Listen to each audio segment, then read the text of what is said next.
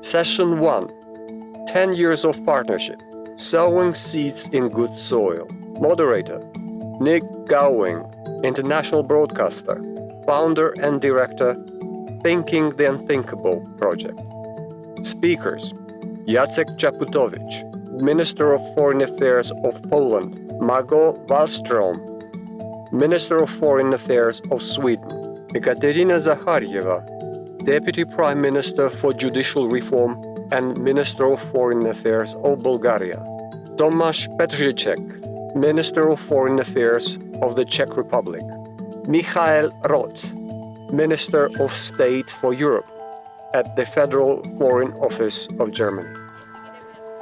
Good morning, everybody. I'm Nick Gowing, and I'm going to explain immediately, because Claudio Roth is sitting the other side.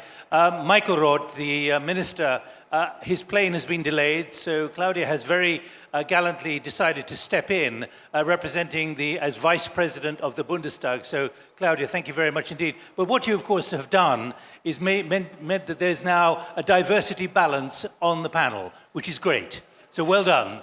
Thank you very much, and thank you. And we are not relatives, Michael Roth and Claudia Roth, but I think it's not bad to be here as a representative of the parliaments, which are important actors, and the parliaments are the hearts of the democracy, so I'm happy that I could switch in. So welcome. So I explained why Claudia is sitting here and why the graphic couldn't be changed in time. We've got about an hour and 15 minutes, and we're going to finish no later than 11:45, which will be about 15 minutes late, to discuss how EAP has been sowing seeds in good soil. And we have to really examine how good the soil is. We've heard from a lot of the speakers already how positive the direction of travel is, but also how there are ominous signals of the real limitations at the moment to EAP. So I'm going to ask each of the panelists in a moment how good the soil is in their view 10 years on. And we've heard already there needs to be some recalibration, some readjustment of the EAP to the new political realities, both within the European Union and certainly within this region. And certainly we need to see where the soil can be improved in this area, to use the title of this session. Has the Eastern Partnership met the expectations of the EU? And one of the difficulties at the moment is the EAP still a strategic project of the EU towards Eastern Europe, and particularly those two words, inclusiveness and differentiation. Now, we have some microphones out there, so I would like you to feel that you can be part of this. It's not just me asking questions. I will come to you shortly to ask the kind of agenda that you'd like to create as well. And because of some people sitting in big blocks, it'll be quite difficult to get the microphones to you, but I'll do that in good time. But here we are 10 years on, and I think most appropriate at the moment would be to ask Sweden and Poland what they feel the achievements have been and where the ground needs to be adjusted at this moment, because they were the guiding lights, the real engine room for what was signed in May 2009. So let me ask Margot Wallström, your view at the moment, please, from Sweden. Well, thank you very much. And first of all, remember that it was a very different time and atmosphere when the first seeds were sown to the Eastern Partnership. Within the European Union, I was a vice president of the Commission at the time, and I remember how we were discussing in those days how to broaden our neighborhood, our partnership with our neighborhoods. We had a northern dimension. We had the eastern, going easter, and we also discussed with the Mediterranean. And we had different plans for making sure that we included all our neighbors in different directions as our partners. And very, very different times, of course. And then came everything after that. It came the war on Georgia, it came an economic crisis, and everything changed. So the Eastern Partnership does not exist in a vacuum, but really also changes according to now the internal problems that the European Union has. I think it has been a success. We have to call it for what it is. It is a huge success, and we will keep it, I'm sure, together with the countries represented here on top of the EU's agenda. We'll do a more detailed audit in a moment. Minister Chaputowicz, your view from Warsaw. I agree with this assessment that it was, I think, maximum what could be achieved at that moment during last 10 years. And there are different countries with different aspirations within the group of 6. It is well known that 3 countries have more ambitious programs of being closer with the European Union. But I think that the project Eastern Partnership contributed to the development stability of all 6 countries. Trade increased between these countries and the European Union. The law and standards of the European Union were introduced in most of these countries. I think that now we have to use this momentum. And I remember the speech of President of Georgia half an hour ago, that the European Union is at the turning point. I agree with that. We have to also look into the European Union to convince all countries that, first of all, we have to continue that program, and even I think we should upgrade it to the Eastern Partnership Plus to give more ownership to our partners from the region, maybe to institutionalize that group, or to invite them more often to the meetings of the councils of different formats, sectoral meetings, that they learn about decision-making system, methods within the European Union, and of course with the aim that they are part of the European Union, part of Europe, and they have a right to have an aspiration to join that organization. So it is Eastern partnership, or it is Eastern part of Europe. So we can look at that point. So we have also, I think, moral obligation to support them and to welcome them if there is a need. Good. So what we've already got is a clarity of concern within the European Union about how much to enlarge, but also from the Polish foreign minister, the idea of institutionalizing the EAP, pushing it still further. Let's get further views from Ekaterina Zaharieva from Bulgaria, the foreign minister and deputy prime minister. Welcome. Thank you, Nick. We promise to be short. Yes, I think it was successful. And I agree with Margot that Eastern Partnership, it's not developing in vacuum. Of course, a lot happened during these 10 years. Not only Georgia, actually, if you see 5 of the 6 Eastern Partnership countries, they have some frozen conflicts. But for 10 years, we managed to sign the association agreement with 3 of them. Their citizens are able to travel without visa, again, of 3 of them. And if you see the trade exchange between the 6 Eastern Partnership countries, it increased dramatically. We have thousands of young people from Eastern Partnership countries educated in the European Union and access to the Erasmus Plus program and so on and so forth. But the most important thing, in my opinion, was the change in mentality and perception in the people from the Eastern Partnership country. I think that it was a successful program because people here are thirsty for democracy, for rights, for freedom, and for self-expression. So I think, yes, it was very successful. Good. Thomas Petreček from the Czech Republic. Thank you, Nick.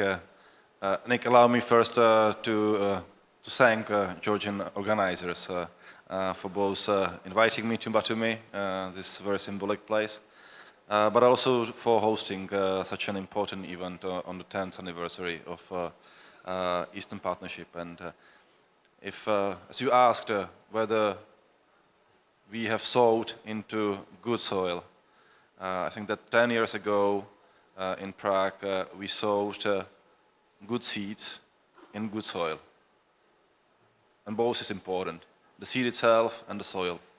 And it was a strategic decision by European Union to foster partnership in context, and let's remind ourselves, it was 10 months after Russian aggression against Georgia. We realized that the post-Soviet space remained complicated, that we need to have partners and friends, that we need to help them. And we realized at the time that the freedom of our partners is directly linked to freedom of the European Union. And in this respect, I think that we need now to look how to use the fact that we sowed good seed into good soil. Now we have to water it to have good harvest in the future. How would you describe the soil now? I think that the seed was the idea, where the instruments we saw that we need.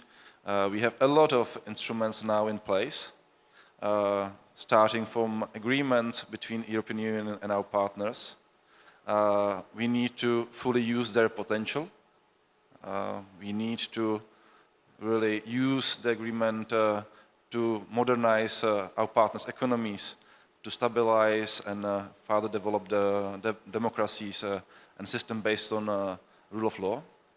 And the soil itself have been very responsive to the seeds we planted into it. Okay. And if I may just only add, I think that from the beginning we realized that we need to have individual approach to each partner, that we need to differentiate, that the ownership needs to be on the side of the partners as well, that they need to really express their level of ambition, and to that we need to respond. Thank you. Claudia Roth, the view from Berlin. From Berlin and Munich and other parts of our country, I think without any doubt, this is a very successful story. There's tremendous progress was possible in the last 10 years, but success is, I think, more important even in these days. And for me, the most important thing is that there are bridges built in a time when more and more think there should be new walls, when new walls are built. So this is bridge building, but success needs commitment, and I think a strong commitment. First, to defend what was achieved, but second, not to say, okay, that's enough now, but to go beyond, step by step. For example, to make clear that an association agreement is not the ultimate goal, but the full implementation. The full implementation is the way towards Europe. So to give this incentive and to give this commitment from the European EU side to our friends. But Nick, please let me say something which is a very important impression and feeling I had yesterday as a German. When I went to Gori, when I saw fences, when I saw walls, when I heard from detention, when I saw the reality of occupation, when I saw this and I heard from human rights violations, I think it's a responsibility. It's responsibility not to accept this as a reality, but to do anything possible from our side to make clear, if Mr. Putin is now in these days talking about history, to remember him, what happened 1991, there were borders defined, Mr. Putin, and that's the contrary to what's happening in the Ukraine, what's happening in South Ossetia, what's happening in the parts of Georgia. So we as the European Union, we should play a more active role, because this peace solution, the coming together, the bridges don't accept the violation of international law.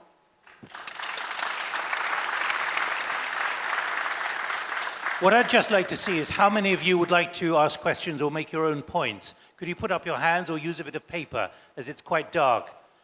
Does anyone want to ask a question? In a moment, I'll come to you in a moment. Yeah.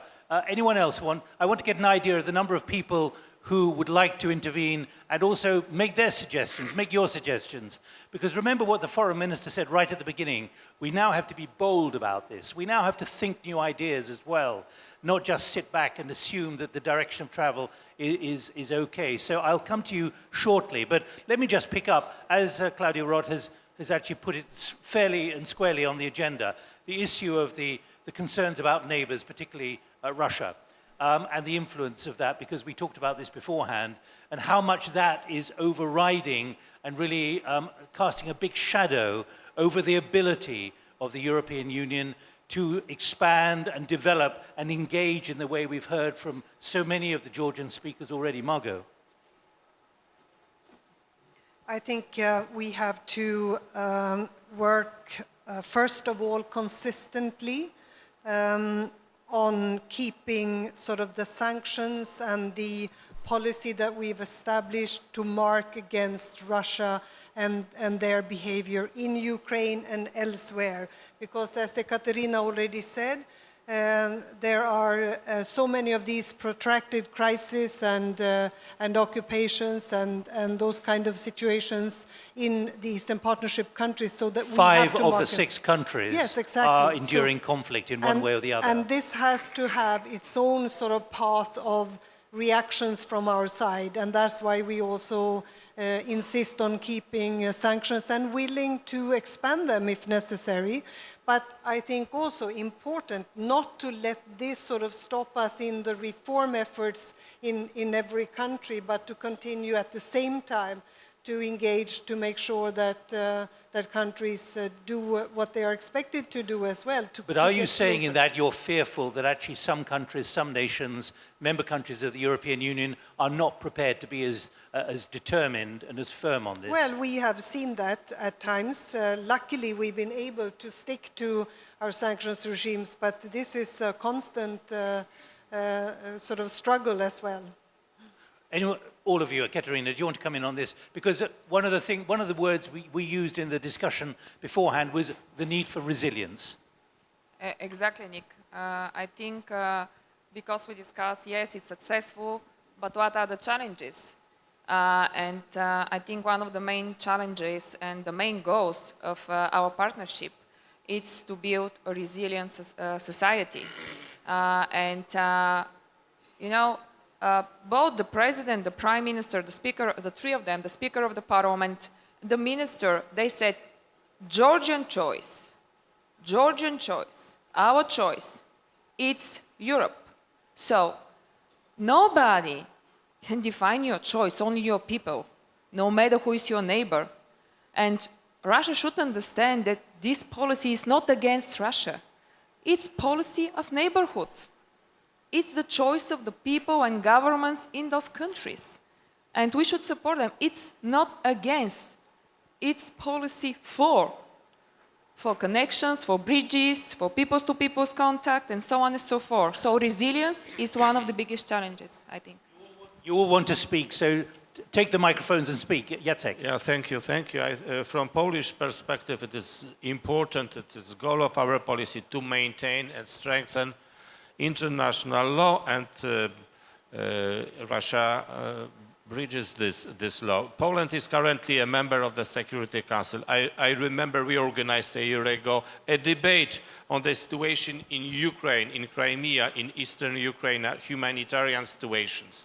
So we support, I think most of countries support territorial integrity of Ukraine. Also, we sponsored a resolution every year about Georgia, again, we have to stick to the principles of international law and not accept the division of any country, particularly Georgia or Ukraine. But it shows also that Russia is a very important player here, competitor to the values European Union represents. And of course, we want other countries, particularly Eastern partners, to share these values. And we are very glad that society simply agree with that and they want to go to follow European path.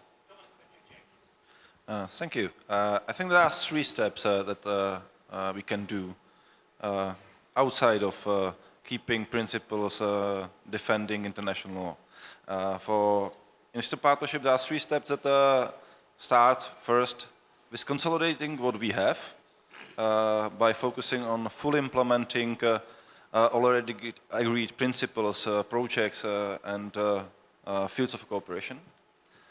Second, and Nick mentioned it, is to focus on resilience, because the homework starts really at home, and it is that we need to design new projects, transforming the general notion of resilience into concrete efforts, into concrete projects, and it starts with broad societal resilience, going through economic resilience, to security resilience. We need to focus on issues like how to prevent that environmental change, climate change, will deteriorate the situation in our region, so that we are easier to be pick off. Claudio, Margot. And if I may end by the 3rd step, what we need to do is we need a new definition of new horizons for more ambitious countries. And these horizons should extend in the direction of the European perspective. And it should allow members, partners, to integrate more with the European Union. And if I may use a notion that we probably need common spaces, common partnership spaces, based on more integrated sectoral approaches.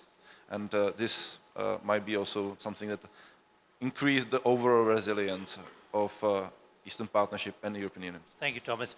Before I go, I just want to underscore, can you just push this, this theme with hybrid threats and disinformation as well?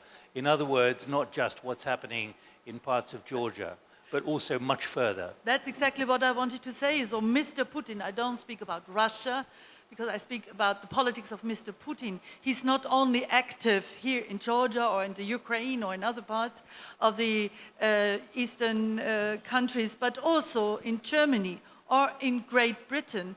The influence and the support, the open support of anti-democratic movements or parties, even in my country, is obvious. So we have a common interest. And democracy today does mean more. It's not only something you have to mention on Sunday, but you have to work for it every day. And I see that in that context, as time goes by, there's a toxic tendency can arise to compromise, to trade democracy for rule of law or to trade stability for change. And I think we should not weigh up. You're saying there's a danger of losing the nerve, are you? Yeah, I think we should make clear what is our common principle and not compromise if it comes to democracy, if it comes to rule of law, if it comes to also our critical engagement if human rights violation takes place, like in Belarus and others, but not to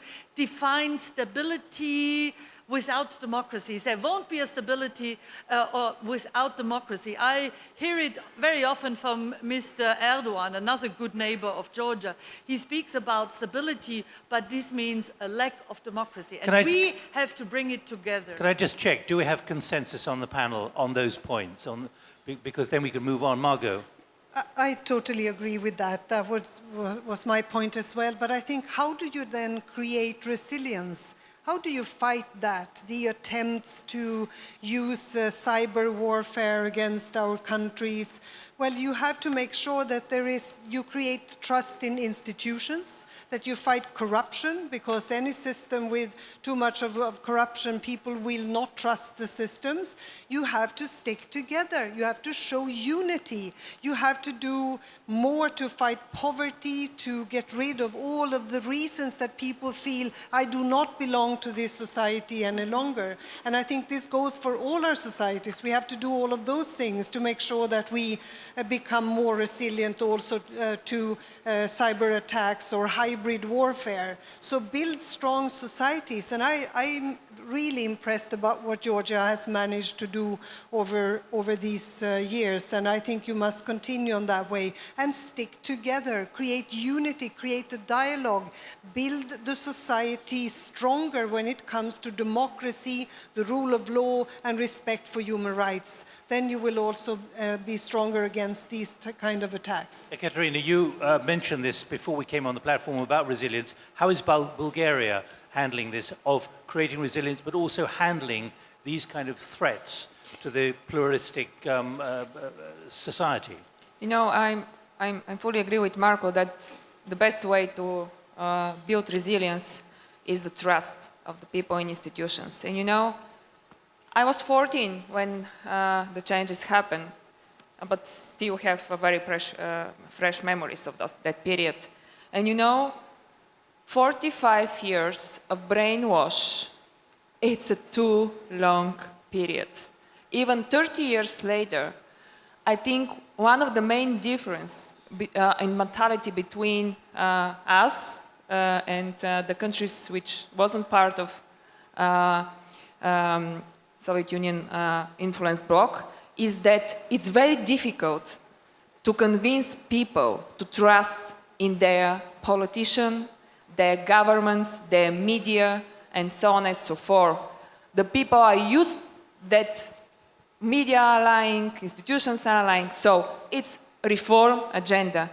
It's reform agenda starting through education, and I admire the Georgian government that decide to give so much money for education, because everything starts with education of young people, create future for youth here in their own countries, because the second threat is the brain drain of those countries. Of course, reform in the judiciary system is critically important. This is very linked with the trust in institutions.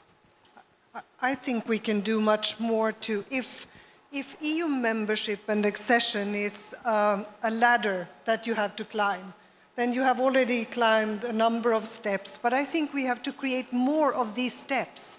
I think there has to be a reform dividend for every citizen, that they see it is worth it.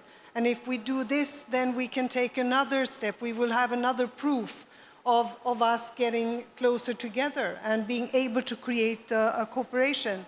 And I think we haven't done enough of thinking, and that was also your idea, Thomas, to create more of those sort of steps on that ladder. But we are all helped by working together, and we need to make sure that security threats are also met with cooperation, closer international cooperation. And this is part of that, definitely. Thank you. I'm going to come to the audience, and there are several hands going up. So those with microphones, can you help me? Can you get the microphones to whoever wants to ask a question? Please, Thomas.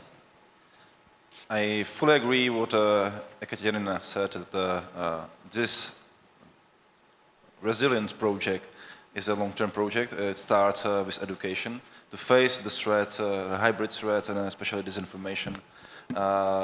Is based on educated, skillful population that understand that, especially in time of social media, there is need for critical thinking, that everything what you find on internet is not true, that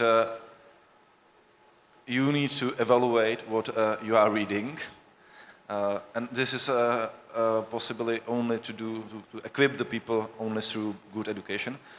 But at the same time, I think what really makes our society vulnerable is polarization, that we have witnessed over the past years across Europe. We have societies that are disengaged, that are closing themselves in bubbles, and we need to reach out to make these bubbles get together back. And this polarization is really something that is exploited by external actors, that is supported, artificially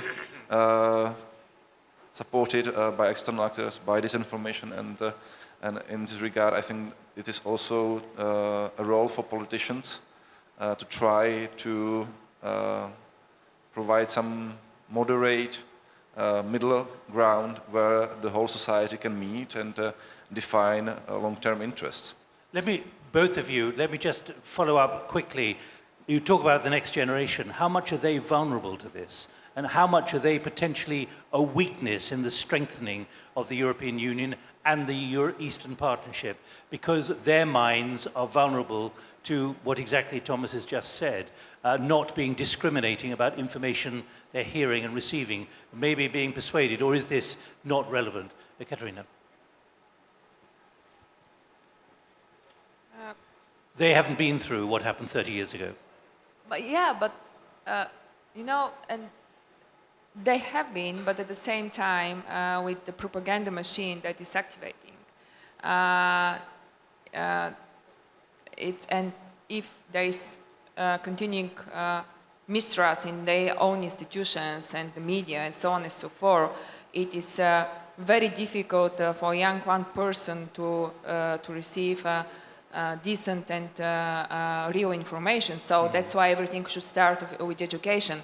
I mean, and I'm agreeing with Thomas, we should learn our youth, and I'm not talking only about Eastern Partnership, no, I'm talking also about my own country. We should learn the young people of critical thinking, and this is really important because we are not prepared. We are not prepared. I'm not talking about Eastern Partnership country only, I'm talking about European Union too, and our countries. Okay, I think what was really important in these European elections, if I come from the German perspective, was that it was a high participation in this election, and I think people in Germany and other parts of Europe too understood that the question is whether we want to have more Europe in a world where we need a strong Europe with all the challenges, or more so-called national state which cannot deal with these challenges. And it was important that the people said the most important point is climate and environment, second, social cohesion, and third, peace. So for the first time since quite a long time, I remember peace played an important role. And I think we should do more on different levels and with different actors. So the governments, okay, but the parliaments, the European Parliament has a vital role in these times. The national parliaments, the state parliaments, the twin city projects, but also, and this is important, the civic society. The civic society, the NGOs, the unions, all these organizations, they have to understand and to mobilize and to make clear why we need this common Europe. And I'm quite optimistic concerning the young generation. Look what's going on all over the world, Fridays for Future. Thousands and thousands and thousands of young people know that only together we can deal with the challenges like, for example, the climate crisis. We also need Great Britain, of course, Nick, and we should not leave you out. So come together, bring us together, and believe in the power of the young generation. I don't want to bring the problems of the United Kingdom to the Eastern Partnership, but nice one. Nice try. Margot. No, dear Nick, young people and a young generation can never be a burden or a problem. I said, are they vulnerable, though, to misinformation? Yeah, but I don't think that they are the most vulnerable. I think the most problematic is an older generation of leaders who do not listen to the people, or who cannot take advice and cannot learn from a reality that has to change. So I really think it's our biggest asset. They are fantastic, as they are here in Georgia. They are hoping for a better future. They are hoping for leadership that will give them education, jobs, a prospect of a future here, to live here and in Europe. And I think it will be more borderless, luckily, in the future. They will care about us. And we can see it with our own Greta Thunberg, of course, how they, they don't want our hope only, they want us to act as political leaders. All right, let's examine how good the soil is. We've got 40 minutes to run. We've been talking for 35 minutes. We've got some questions already, some points, a lot of hands going up, so please be patient. That's why I wanted to create 40 minutes for the discussion and hearing from your points. Help us set the agenda, please. And I should warn you, we don't have headsets, so if you want to speak in Georgian, we won't understand you. Yes, my name is Georgi Gotev. I'm a journalist from Euractiv, from Brussels. I have a reaction, and I also have a question. I was listening to the Bulgarian foreign minister about the lack of trust for politicians and media, not only in Eastern Partnership countries, but in member countries, and she mentioned Bulgaria, that's also my country. But I would like to say that there is a lack of trust because politicians are lying. Many of them are simply liars. And media, most of them have been bought by oligarchs, and it's not in the media you don't find the agenda of the society, you find the agenda of the oligarchs. Okay, but could you put a point which you'd like them to respond to? I said I had a reaction and I had a question. My question is the following. I was listening to the president of Georgia with the proposal of thinking out of the box and having ad hoc accession negotiations. I would like to hear first reaction for the representatives of the member countries. And I'm really sorry that there is no French representative, because I would like to know what France thinks about that as well. Thank you. Is there a French representative anywhere in the room who'd like to speak? Please. Okay. Accession agreements, please. Should there be? I'll come to you in a moment. Accession agreements. Let's hear your view on that. Jacek. Thank you. I think that, first of all, we have to be open. Our position is that if there is an application to start negotiations, we should respond positively in order to demonstrate our support for the countries of the region. It is also related to other parts of Europe which are not in the European Union. For Western Balkans, it's an example. Poland hosted a summit last week, and we know all that some countries were against starting negotiations with Northern Macedonia and with Albania. Our opinion is that it is a wrong policy. We have to simply be more responsive. It also relates to Eastern Partnership in Georgia. But of course, we have to be realistic. I know you raised the country, you named one country which is very, very hesitant concerning both enlargement or even starting negotiations. Starting negotiations, it's simply starting negotiations. It's not accepting the country. And in my opinion, sometimes European Union sets some barriers rather, or conditions which are artificial, taking into account our experience of accession negotiations of countries of our region, Poland and the Czech Republic minister is here. So it was a process of adaptation, but the most important time for us was first year after the accession. And this is time to strengthen and stabilize the system, and also to verify the agreement which was achieved, accession agreements, and to become a member, to learn how to become a member. So be more open, start negotiations with these countries. But again, we have to be realistic.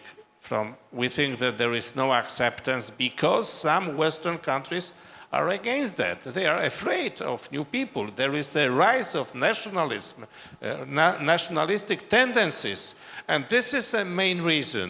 Election to the European Parliament demonstrated that. When you look at France, look which party won the election. So this is a problem. Ekaterina. We were not surprised that Bulgaria is a big supporter of enlargement. But we, I mean, for Eastern Partnership, for example, we now stop repeat merit-based approach, diversification. So if Georgia, it's a front runner and implement, why, when we now stop repeat merit-based approach, I mean European Union member states, are not in favor for real specific programs for each one of those 6 countries. You know, I think idea of the president of Georgia is really good, and we should discuss this among us. Because if we talk about building resilient society, strong economy, strong government, strong people, and so on and so forth, this is the way to support them for implementing the reforms that are needed to achieve those strong governance, economies, resilient societies, and so on and so forth. So I think it's a great idea, and we should discuss, I think, among us this idea. Okay, accession, just quickly, because a lot of people want to intervene. I only Claudia. wanted to say not all politicians are liars. That's also a kind of populism to make it either they are all liars. But very often I also suffered by a tendency from national politicians, governments or whoever, to make Brussels responsible for everything and not tell the truth that probably that's their own problems and not the Commission in the European Commission who is responsible. The second point, only short, every European state may apply to become full member under the condition of the Copenhagen criteria. The agreements, the association agreement is not the ultimate goal, but the full implementation. But full implementation, for example, anti-discrimination, does mean also to support minorities or to allow support minorities like the LGBTIQs, which was a debate in Georgia in the last few days, to be visible. So this is the way to the European Union. Thomas and Margot, just quickly on that accession, yes or no, or maybe, or given the anxieties, but the ambitions as well. I like TED Talks, and I think this is idea worth of exploring. Margot? I think we're facing 2 problems here. The first one has to do with our internal discussion always within the European Union. A fear for reopening the treaties, to have all of those procedures again, and also very practical things. We are 28, well, for now, 28 ministers around the table. How many can we be without it becoming sort of practically and politically very, very difficult? So I think it's one about the decision-making and the procedures and the European Union as such. But then there is another fear, and that is, will we let member states in? Will we take them on? In a way that it happens too fast, and then we will realize, well, they actually have not signed up to the values that we share or the democratic principles and all of that. So I think we are also dealing with those fears that may be real in some cases and just fantasies in others. Thank you. So that's part of it, the discussion. We've got several people who want to make points here. I'm going to take them one at a time because you're all going to be raising different points, and I don't want to get everything confused. Please, could you introduce yourself? Thank you. My name is Salome Samadashvili. I'm a member of the Parliament from the United National Movement and Deputy Chair of the Foreign Relations Committee. I apologize, it will be more of a comment rather than a question because the members of the opposition for some reason are not included in any of the panels of this conference for 2 days.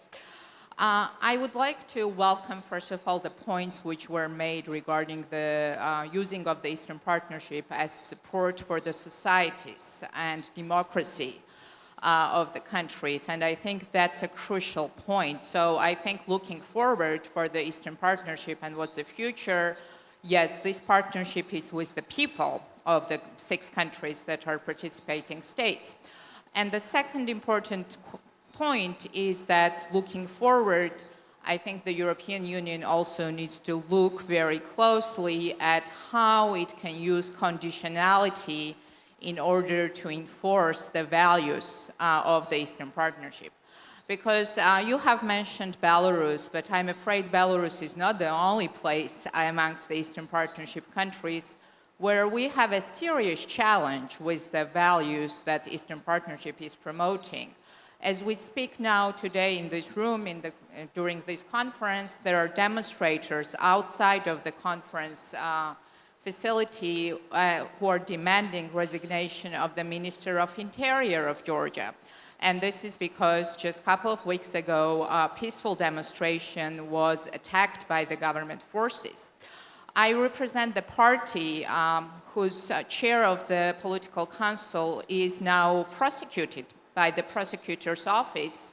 There are possibilities of dozens and dozens other prosecutions because the government has claimed that the opposition has attempted a violent coup d'etat. This is how they have framed the peaceful demonstration that took place to protest the fact that the Russian Communist MP, Mr. Gavrilov, sat in the chair of the Speaker of the Parliament. And we have been warning the government not to bring Mr. Gavrilov, not to let him into the country for a few days.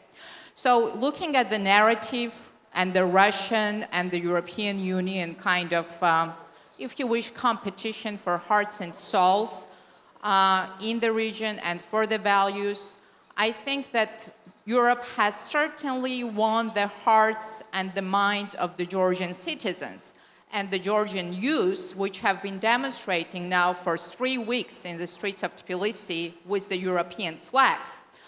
What Europe has not won is the heart and mind of the Georgian Dream government, members of which are calling the representatives of this youth the fifth column. All right. Let me finish. So my question is, looking forward, given the circumstances that we have in the country today where the government is demanding a closure of the independent TV station because the TV presenter has insulted Mr. Putin, what is your assessment? Where is Georgia standing? Georgian people want the European Union. If the government continues basically narrowing down the political space and prosecuting opposition, do you think it will be challenging the European future of the Georgian people or not by its political decisions? What is your assessment? Thank you. And the word you used earlier was conditionality. Yes. And you started on Belarus as well. So let's pick up you. that theme of conditionality.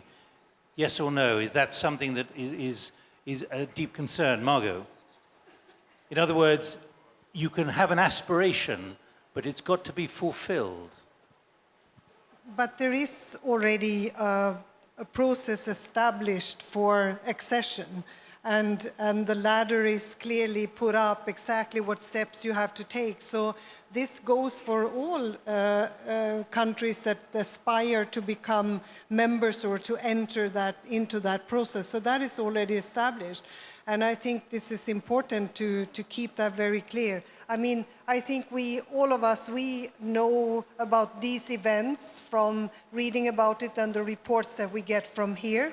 We worry a lot because every time that any political conflict turns into violence, we don't like that, and we see that a democracy has to manage and has to create platforms for dialogue that allow also very different views to become known. So we would encourage also Georgia to make sure that there is a good political discussion. It can be a heated one, but we don't want violence to erupt from these conversations. And I think for the rest, I guess we will all not want to comment on all the things that you have to discuss and agree upon politically.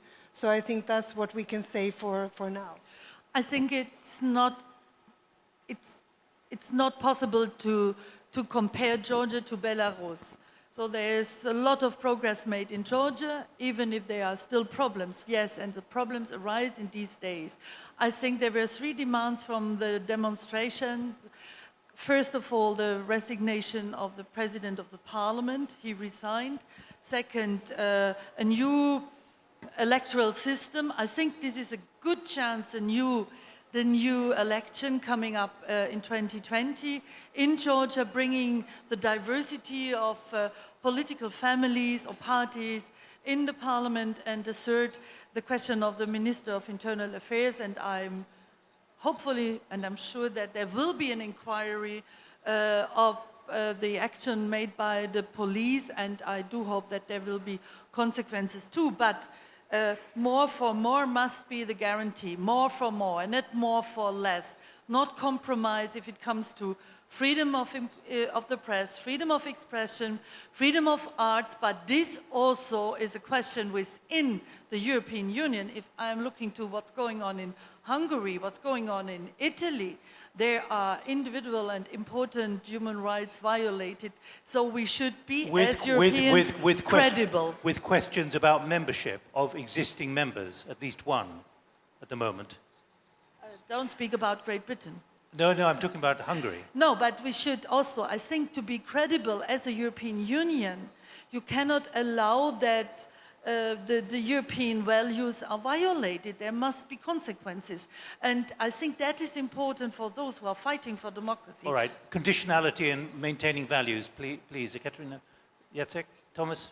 No. It has been I mentioned. think it is. Jacek, go on. It is important, but I agree with that. The democracy, it is a freedom of expression of the will of the nation, and it must be maintained. And free press is necessary in order to allow different political voices to be articulated and heard. Of course, the European Union analyzes the proposal concerning change of electoral law. I think it is a very good idea. The only thing when we look at the proposal is to maybe would be good to consider introducing a threshold of minimum votes. Usually it is between 3 and 5%. In Poland it is 5%. It enables political scene to be stable. So the only problem or question mark concerns that issue. Recommendation of the Venice Commission is to have such a threshold. In other situation, the political scene might be very much fragmented. So I think it's time also to take into consideration that aspect. I think You no, take it. I fully agree with Margot. You know, we are 28, and when we discuss sometimes and try to take decisions, especially on enlargement, it's not easy. And we have very clear conditionalities, and I agree that we should speak for full implementation, irreversible implementation, not only for implementation. And it's a win-win. It's not only because European Union wants. It's important for their countries, for their citizens, for their societies. So I'm very frank, especially because we meet also with the minister from Eastern Partnership, but the Balkan countries. And I said to them, stop complaining, you know, start to deliver. Sometimes, of course, but this is one part, but from the other part, when we said, I mean, European Union, there is 93 conditionalities for that, for visa waiver. And after fulfillment of these conditionalities, we don't deliver the visa waiver, we also lose our credibility. So it's they should deliver full implementation, irreversible implementation, but we should also deliver something, what we promise. If we are not able, better not promise. I'm not really sure whether to use the term conditionalities, because I think that we should more focus on what we have mentioned in several previous interventions. But the Member of Parliament is saying very clearly, if events like what are happening at the moment in Georgia I will continue. get to it. if I may just think that the Eastern Partnership is based on a more for more merit-based approach, and this should be respected. European Union is not going to step down when it comes to its own principles. And in any club, you have the rules, and if you want to be a member of the club, you need to respect the rules. But you don't, it's your free choice whether you would like to enter the club or not. If I may, then there is also one thing. Part of the democracy is also ability of the government and opposition to discuss, to form an overarching compromise consensus about what is the country's interest. We have been calling on all our partners, both in Eastern Partnership, but also in Balkans, that unconstructive or non-existent dialogue between government and opposition is one of the things that harms the interest and slow down the accession integration process of these countries. What we have seen recently in Albania, but in other countries, is that the inability of a dialogue between the government and opposition also creates a barrier for many member states to be willing to consider speeding up the accession or even opening the accession process, for example. Thank you. Right, you've got the microphone, please. We've got 20 minutes to run. I'm aware of the... You have the microphone still? No. Oh, it's coming back to you. All right, come here then. It will come back to you. I'm sorry. Thank you very much, Nick. Katarzyna Pisarska, I'm the director of the European Academy of Diplomacy in Warsaw, Poland, also the program director of Warsaw Security Forum. The Eastern Partnership was a beautiful initiative showing great cooperation at that time between Poland and Sweden. But as Minister Wallström already underlined, it was created in completely different circumstances. We have not foreseen two processes that I think today are predominant, and I wanted to ask you how these processes will affect the Eastern Partnership. Number one is the process of return of geopolitics in politics in general, and number two is democratic recession that stretches from this region back to Washington, D.C. So how do you foresee the European Union, with its soft power but without hard power, really being able to generate change, prosperity, when these two processes truly touch even our own societies? Thank you. The issue of democratic recession, and we'll get the microphone back to the gentleman in the middle, please. Democratic recession. We wanted to talk about this. We talked about it beforehand. How serious is this as an issue now for the credibility of many governments and also the government systems? Margot. This is very serious. For the first time since the Cold War, or since actually the beginning, the end of Second World War, we have more people living in countries that move in an authoritarian direction than countries that are making democratic progress. And it means a threat also to the defense of human rights or the rule of law, media freedom, free speech, all of that. So this is something that we really have to address, and we have to do it together. This is made our main priority in the Swedish government and for our foreign policy. Do you feel it's under threat even in Sweden? I think we have to be very careful, because we can see the same kind of attempts to make cyber warfare against our country, to undermine the trust in institutions, to address our democratic foundations. And I think that exists everywhere. It has not so far not succeeded.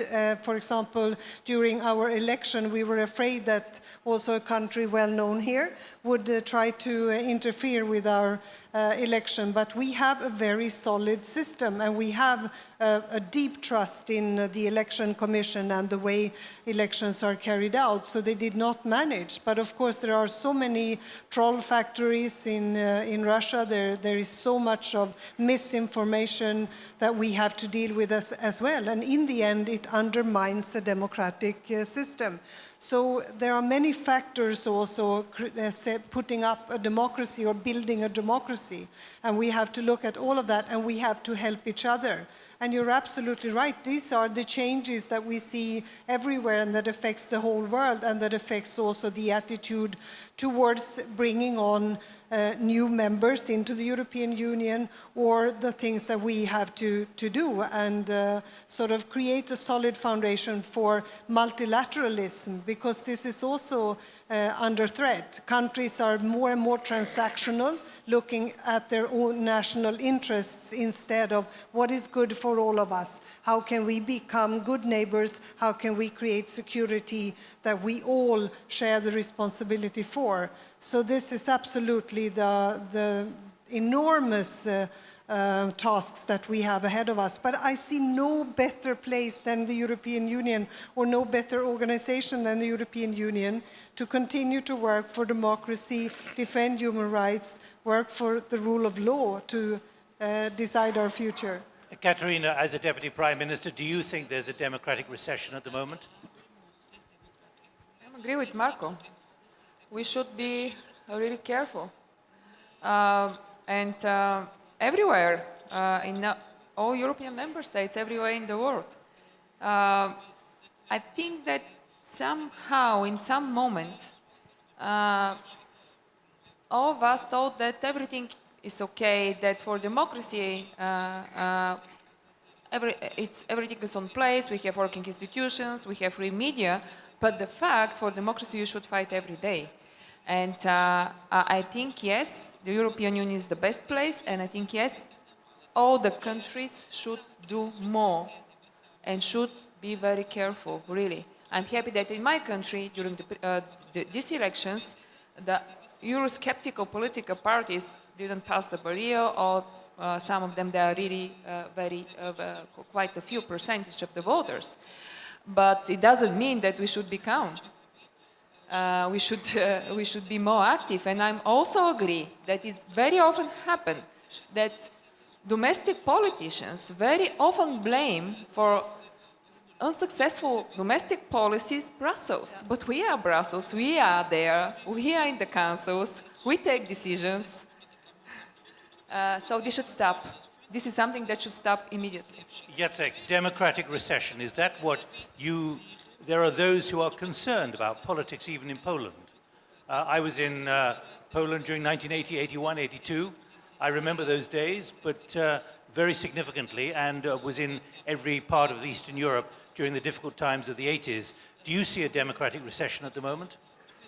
Let me refer and try to answer the question raised by Mrs. Pisarska. She spoke about geopolitical competition and relation with democracy. So there is a discussion, it is very interesting, I think, also about theorists of international relations. And there is a neo-realist school saying that what counts in the world, it is the possibility to extract resources from societies and change it into instrument in foreign policies.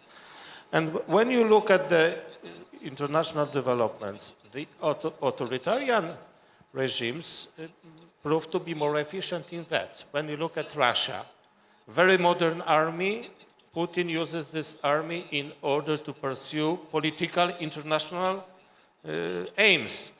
Georgia, Ukraine, but also Syria. When you look at China, it is also a authoritarian system, but very much sophisticated in terms of new technologies. So authoritarian systems became more efficient than democracies, and this is a big challenge for us. We used to think that democracies are better prepared to compete, more innovative, more energetic society. It's not the case. So this is a main political challenge for democracies. So what to do in this world? Unite within the democracies and try to face that challenge, not only within the European Union because we are united, but we argue as Poles also with the United States, Canada, the so-called West. Again, when you ask the question about, because it's another problem, democracy recession, I will say like that to answer that question. If there is a democracy recession in the European Union, we will be more similar to Eastern Partnership countries. Therefore, the enlargement would be easier. Thomas? And underpinning all of this is what Putin told the FT 10 days ago, that liberalism is dead, obsolete.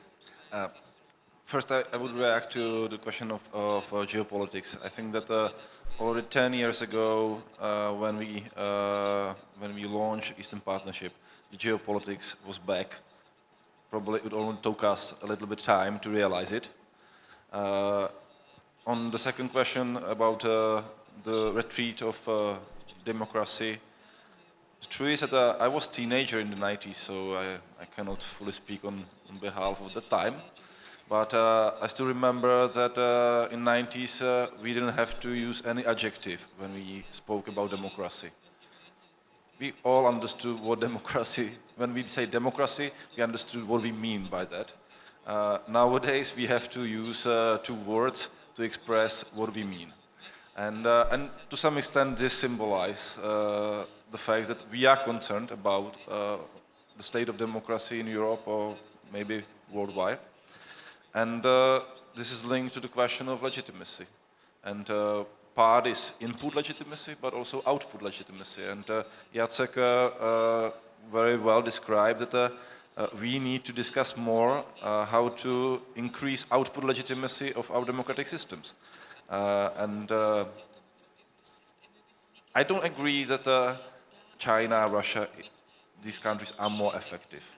Maybe they can build highways quicker than we can, but the overall efficiency is not only about concrete or guns. It's also about social cohesion, justice, and there, democracy is still the most effective system we have. All right, Claudia, quickly. What I'm going to do is, we've got 10 minutes left. I'm going to get 3 or 4 views in a moment, so you're going to have to move the microphones around pretty quickly on this point. Yes, obviously there is a threat. We should not forget Brazil, the 4th largest democracy in the world, voted for a president who is an open fascist. So we have to do something, and I think we in the European... What do you mean do something, though, Claudia? What do you mean by doing something? In my country, for example, I think democracy was, or democratic liberties, freedoms, human rights were taken as granted. And that's not true. And I think we have to make clear what it means that the freedom of press, especially for us, sometimes is difficult. But this makes us rich. This is a wealth we have. And my Turkish friends very often say to me, are you aware what it means to live in a society where the press is free compared to our society where there is no freedom of press? And one is very important, I think. All the parties, all the democratic parties should be quite clear. You cannot fight anti-democratic movements or parties in becoming yourself less democratic. If you copy the anti-democrats, you lose and you give them the chance. So, engagement, mobilization, making clear what democracy means. Sometimes it's difficult, it takes time, you have to compromise, but it's the best thing and the richest and the wealth we have in Europe in a world of turmoil. I would suggest from our Thinking the Unthinkable project, it is about waking up to this new reality. Now the deal is, I'm going to give the microphone to 3 or 4 people, but please keep your remarks short. You've been very patient, and I'm sorry I took the microphone from you earlier. But can you keep your remarks, everyone, short? Who's this next person there? Okay, please. Thank you, Nick. I am Tengiz Khaladze, former foreign policy advisor to the President of Georgia. Dear ministers, welcome and thank you for your excellent remarks. And let me ask you a question I often have been asked in many European capitals. Business is good when both sides has benefit. Eastern Partnership is beneficial for Georgia and for our countries, but what is your benefit? Why your taxpayers should pay for Eastern Partnership? Thank you. Thank you. Who's got the microphone next, please? You've got the microphone. Could you bring the microphone to the front here to 2 people? Thank you. Good afternoon. My name is Kaka Shengeli. I'm a president of Caucasus University in Tbilisi, Georgia here. As an educator, my question goes about education. As we all know in Georgia, our neighbors' soft power is biting us a lot. And we need more Erasmus Plus in this country, and we need more European partnership programs in education in this country. We need more Bulgarians, more Polish, more Swedish, more Czech, more Germans, because we need these badly right now. Thank you very much. Thank you. Please. Thank you very much. I'm Zorab Natsakanyan, the Foreign Minister of Armenia. And my point concerns about the place of Eastern Partnership in Europe's broader architecture. I think Eastern Partnership is part of the European neighborhood policy. One conceptual thing I think we have to deal with is that it's not neighborhood, it's part of Europe. It is Europe which is on the eastern side of the European Union. And that is the foundation on which we believe is the value of the partnership, that it has been a very important platform to consolidate and promote values, and values has been the foundation of everything within partnership. One more point.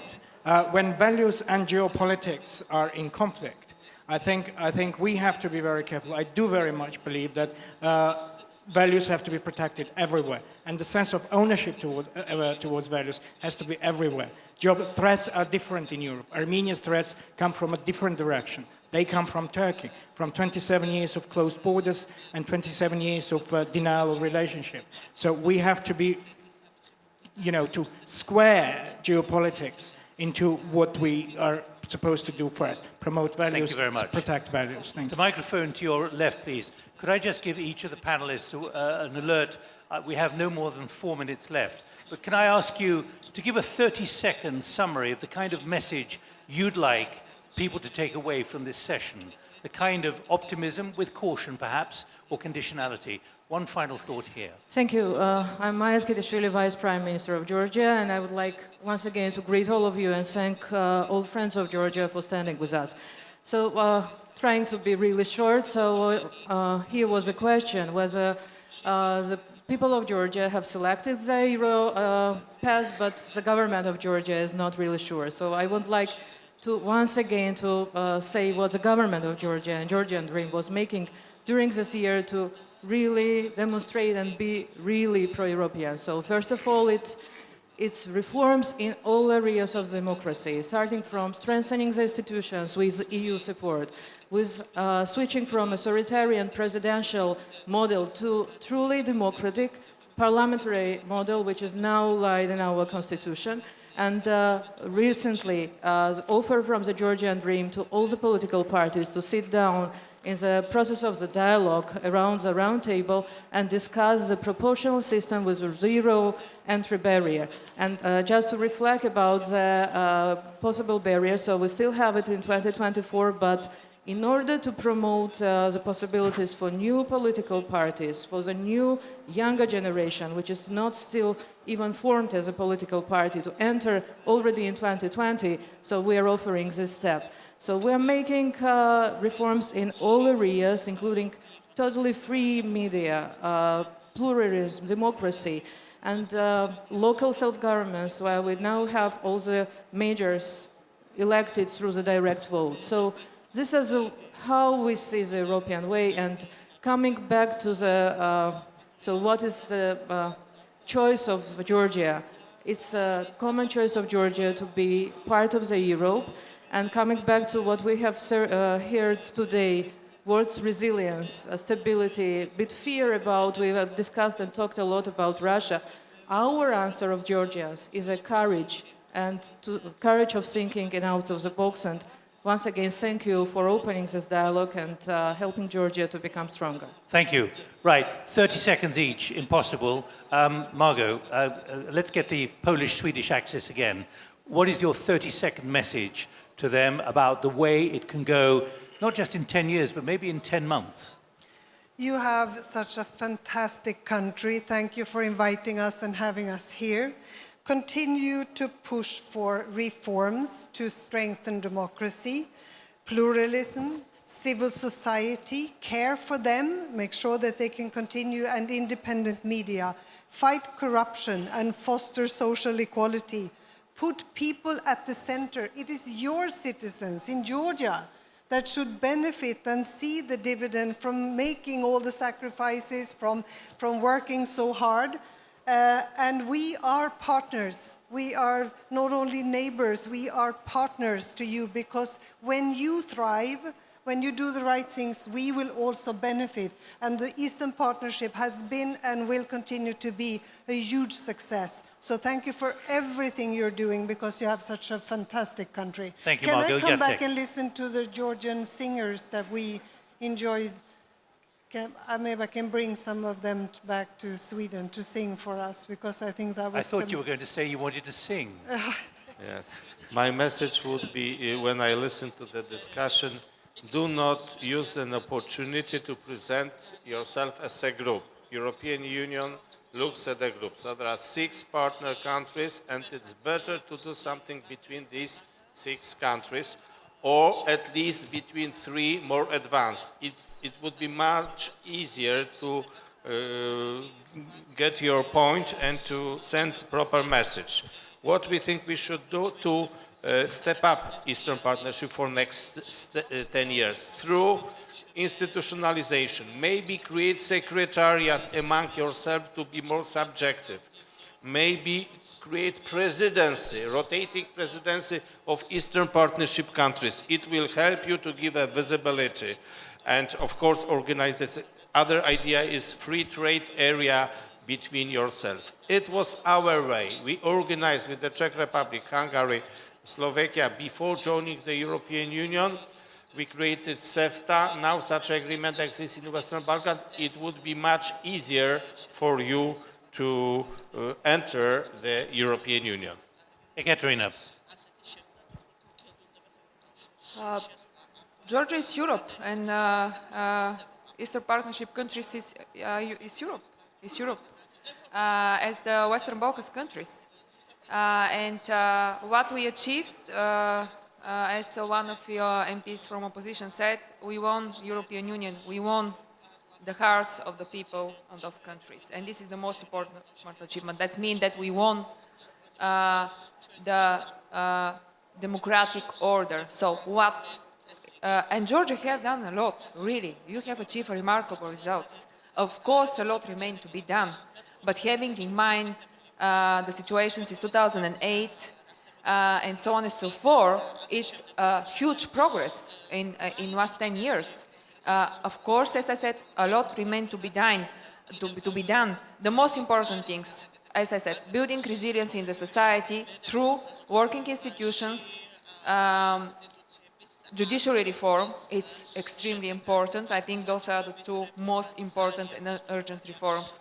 Of course, free media, support the civil society. Don't wait on the European Union to support the civil society. It's really important. It's really important the governments, no matter how difficult it is, to have some money in the budget to support the civil society. Sorry.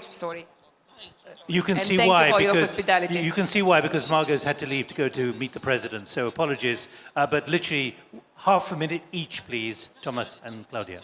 I have just three concluding remarks. First, be sure that you have friends in the European Union that supports you and are ready to assist you. Second, Margaret mentioned aligning with acquis is not benefiting some unknown officials in Brussels. It is benefiting your people. And third, do not expect miracles. I think that to have rational expectation from European integration and association with the European Union is a healthy way how to do it.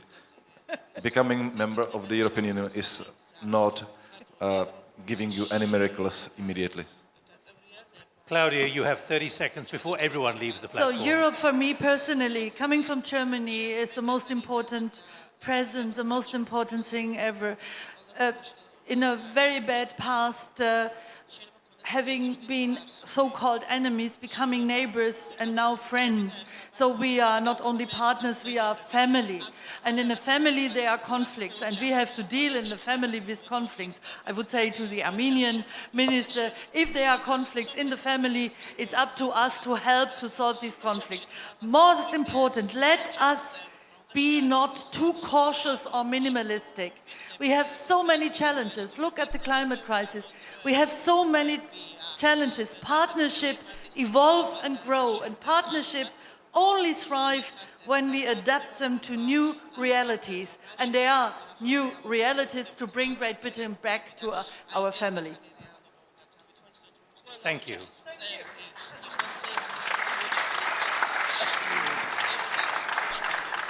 That's too complicated to answer in the next 5 seconds. We were tasked with looking at sowing seeds in good soil. I would say we've thrown new organic matter and fertilizer into the soil, but there may be a need for a bit of weed killer as well at some point. Can I thank you all very much indeed? Apologies to those who didn't speak, but we got through an enormous amount in a slightly shortened session. Thank you all very much indeed.